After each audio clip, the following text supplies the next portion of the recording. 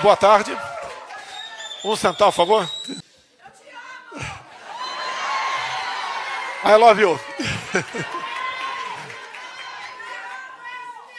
É uma satisfação muito grande vê-los. Muito obrigado pela oportunidade, pela forma como veio sendo tratado por brasileiros e americanos aqui nesse grande país. Eu sempre fui um grande admirador do povo americano, das suas liberdades, do patriotismo, do amor à sua bandeira. E creio que ao longo desses 4 anos como presidente da República, conseguimos despertar muita coisa no Brasil. Entre elas, o patriotismo, o respeito à família, propriedade privada, o legítimo direito à defesa e botar na cabeça de muita gente que tem algo mais importante que a própria vida, que é a nossa liberdade. Estou com 67 anos de idade, fiquei no Exército Brasileiro por 15 anos. Também sou formado em Educação Física. Por 28 anos fui deputado federal e no final de 2014 decidi disputar a presidência em 2018. Gastei na minha campanha menos de $1 milhão. Aproximadamente 4 milhões de reais. E usei uma passagem bíblica como a bandeira da nossa campanha. E conhecereis a verdade e a verdade vos libertará. Enfrentei a esquerda durante a campanha, numa tentativa de assassinato. Fomos vitoriosos e fizemos uma coisa que ninguém acreditava: escolher os nossos ministros sem a indicação político-partidária. O Brasil enfrentava uma crise ética, moral e econômica. Mesmo em 2019, fizemos já muita coisa pela nossa liberdade, como, por exemplo, a Lei da Liberdade Econômica. Há poucos anos se levava 4 meses para abrir uma empresa no Brasil, em média. Terminei o governo levando 23 horas, em média, para se abrir uma empresa.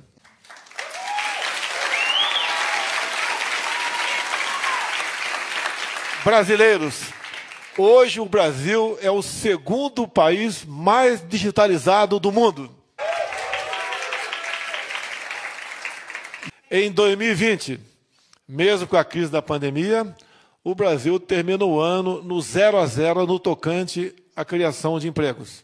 Atendemos a todos o Brasil no tocante à Covid, mas em especial o respeito à liberdade para aqueles que porventura não quisessem se vacinar.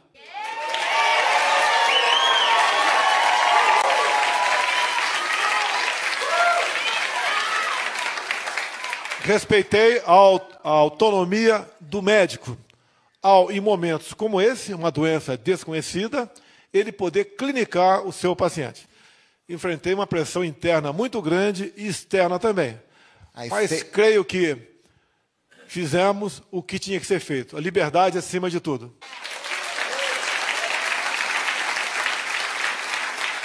O mundo todo sofreu com a pandemia. Quer seja na questão de pessoas queridas que nos deixaram, quer seja na questão econômica. Atendemos 1/3 da população com a obrigatoriedade de alguns governadores em manter a população em casa. Essa questão, entendo, que já está pacificada. Aguardamos com muita apreensão os possíveis efeitos colaterais. Na parte econômica, atendemos com auxílio emergencial 1/3 da nossa população, ou seja, em torno de 70 milhões de pessoas receberam o auxílio emergencial. Início de 22, o mundo todo passou a sofrer as consequências de um conflito entre a Rússia e a Ucrânia. O mundo todo sofreu economicamente com isso. Nós fomos à Rússia e negociamos a manutenção do fluxo de fertilizantes para o Brasil.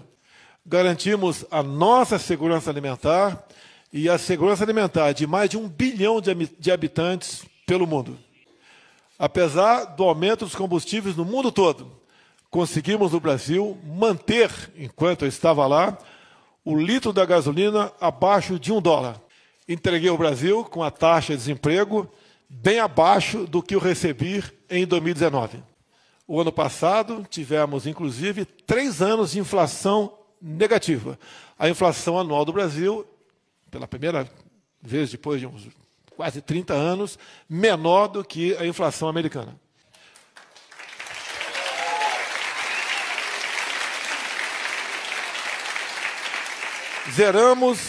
Zeramos alguns impostos e diminuímos o imposto de mais de 4 mil produtos no Brasil. E, mesmo assim, mês a mês, batimos recorde de arrecadação. Fiz uma campanha onde eu arrastei multidões pelas 5 regiões do Brasil.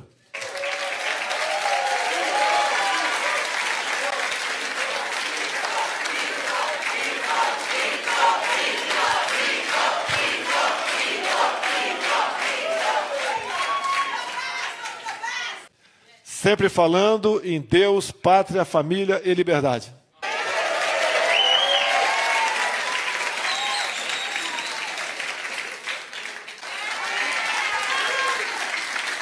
Enfrentamos todo o sistema. Terminamos o governo também sem denúncia de corrupção.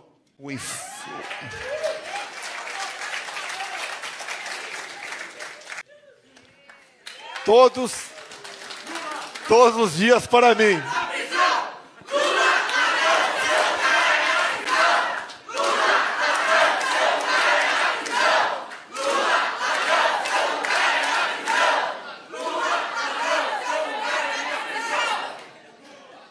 Não é fácil ser presidente da República quando se está do lado certo. Ouso dizer que a minha popularidade em 2022 era pelo menos o dobro daquela que tinha em 2018. Mas temos que pensar para frente. O Brasil é uma grande nação. Ninguém tem o que nós temos. Biodiversidade, terras agricultáveis, água potável, riquezas minerais, clima aprazível, belezas naturais e um povo fantástico.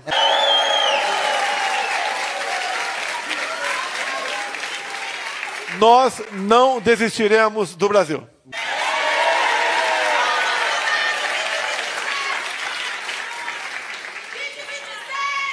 Recarrego as minhas baterias em momento como esse. Cada dia que passa, sou mais apaixonado pelo Brasil.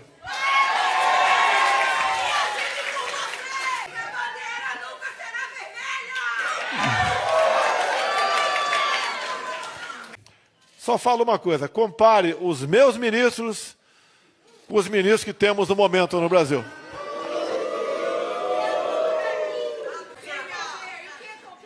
Também digo nesse momento, reparto o nosso sucesso com os meus ministros e com a minha família também.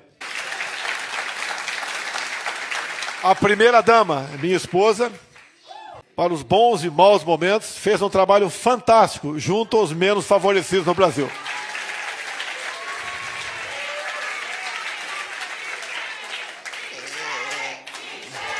Curiosidade apenas.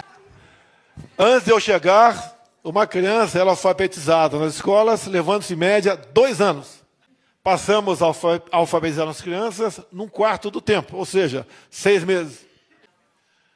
Criamos também algo que parece que não é importante, mas deu uma grande força na economia, conhecido lá como PIX.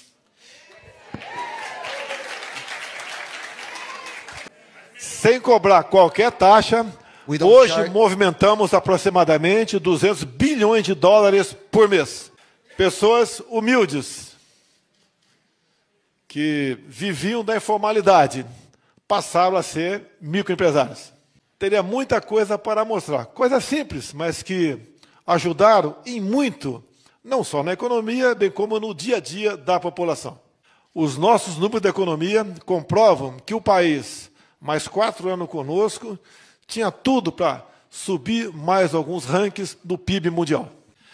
Tenho fé, acredito no Brasil e tenho certeza que o Brasil não se acaba com o atual governo. Por vezes eu perguntava, meu Deus, o que eu fiz para merecer um sacrifício como esse? Depois eu comecei a mudar. Meu Deus, muito obrigado por essa oportunidade.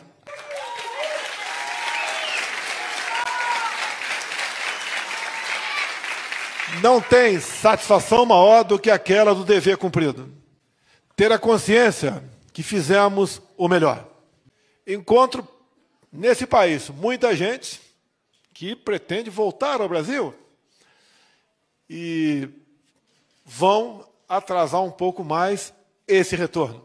Muitos outros agradecem aos Estados Unidos pela oportunidade de aqui poder ficar. Mas por melhor que estejamos aqui, sempre nos preocupamos com os nossos amigos e parentes que lá ficaram. Entendo o que vocês passaram quando para cá vieram. A adaptação realmente é muito difícil. Com todo respeito a todos os países do mundo, não existe país melhor do que o nosso Brasil.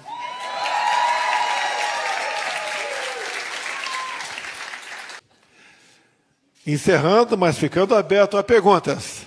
Tenho certeza, Deus é brasileiro.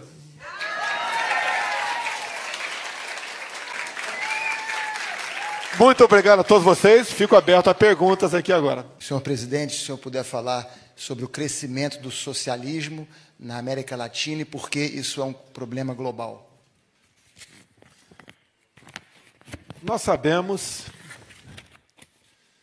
que a esquerda busca igualar a população, mas igualar na miséria. Eu não culpo os eleitores de esquerda por isso, que afinal de contas foram doutrinados nas escolas para seguir essa linha. Mas tem que ser o trabalho de cada um de nós para mostrar a essas pessoas que elas estão no caminho errado. E temos, infelizmente, exemplos para mostrar, como no Brasil, a nossa querida Venezuela. O país tem a maior reserva de petróleo do mundo, mas que o povo vive numa situação de pobreza quase absoluta. E temos assistido outros países da América do Sul que elegem os seus representantes de esquerda, que o caminho da pobreza, da miséria, é igual para todos eles. Essa preocupação é mundial. Já conversei com o chefe de Estado anterior aqui sobre a Venezuela. E nós não queremos que o Brasil siga a esse caminho. Só por uma cidade do estado de Roraima entram por dia, em média, 700 venezuelanos fugindo da fome, da miséria e da violência. Chegam, em média, pesando 15 quilos a menos do que eles tinham há alguns anos. Lamentamos essa situação, mas sabemos da dificuldade para a Venezuela voltar à sua normalidade.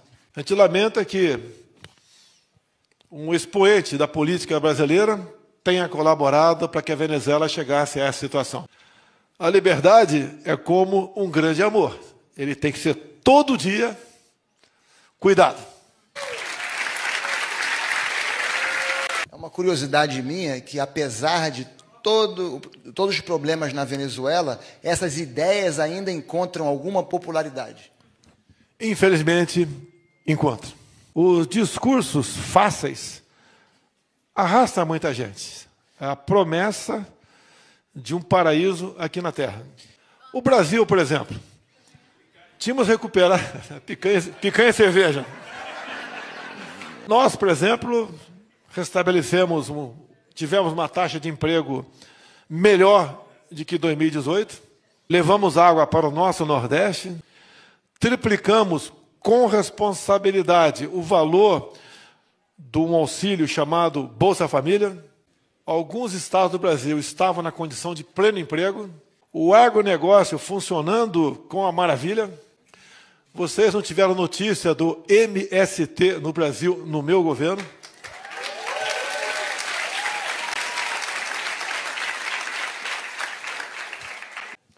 O número de mortes passou de 60 mil para 40 mil por ano.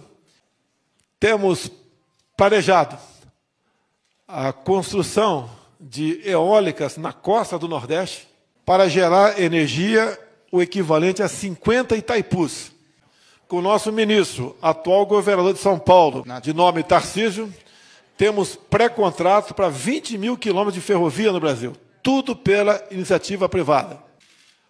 Ou seja, o Brasil estava indo muito bem. Não consigo entender quais foram os motivos que resolveu ir para a esquerda.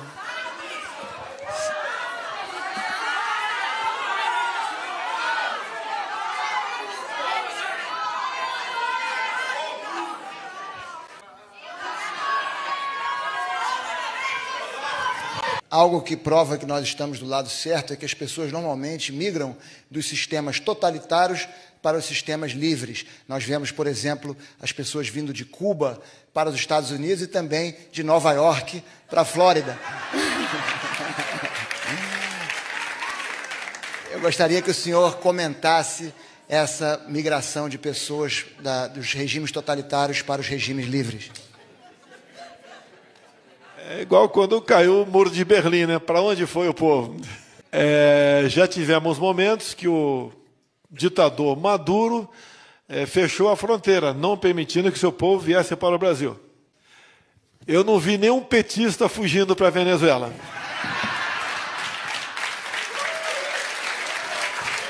Eu gostaria de perguntar sobre o novo governo e o novo presidente, o perigo que ele representa para a economia. Eu acho que isso é muito interessante, especialmente para as pessoas, os americanos que estão aqui presentes. Eu vou dar apenas um dado, um número, que os números são incontestáveis. Vimos criando, ao longo de 2022, uma média um pouco acima de 200 mil novos empregos por mês.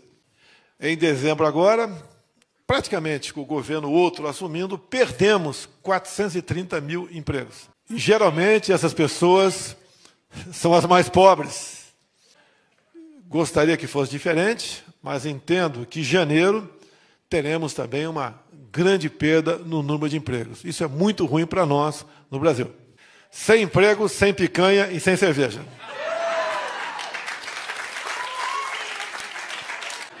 Mas, no fundo, a gente fica com pena dessas pessoas. São pessoas humildes que são enganadas. Não vejo, com os bons olhos, o futuro da nossa economia com as medidas adotadas pelo atual governo. É a economia que dita, o futuro de um regime. Os pais fundadores americanos alertaram sobre o perigo de juízes, do judiciário, ter muitos poderes, muito poder. Então, gostaria que o senhor falasse um pouco sobre essa situação que acontece não só nos Estados Unidos, mas também no Brasil. Quem legisla é o poder legislativo. Infelizmente, não raras vezes, o poder judiciário tem legislado no Brasil.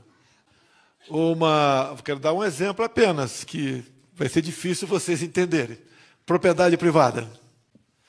No Brasil, quando se invade uma propriedade, você entra na justiça para que aquela propriedade volte a ser sua. Em especial no campo, os processos levam, em média, acima de 10 anos. E agora, o nosso judiciário criou mais uma situação a ser cumprida depois do trânsito julgado para que aquela propriedade volte para o seu dono original. Depois desse longo processo judicial, depois do trânsito julgado, ainda vai para uma comissão indicada pelo atual governo, para decidir se efetivamente a propriedade vai ser entregue ao seu dono original ou não. Por vezes, temos notícia da possibilidade do judiciário decidir sobre aborto no Brasil. Esperamos que isso não aconteça, apenas esperamos. Dos 11 ministros supremos, eu indiquei 2. Obviamente, entre as características deles, era não ser pró-aborto, ou melhor, serem pró-vida.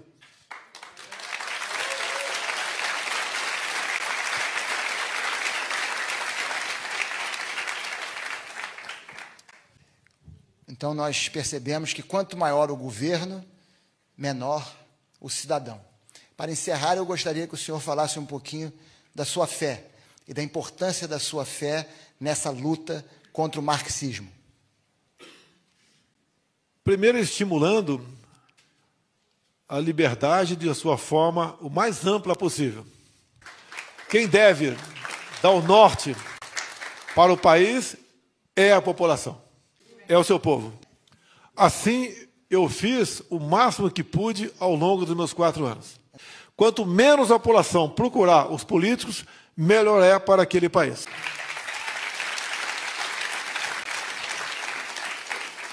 Fugirmos do populismo e dar meios para o povo trabalhar. Essa é a maneira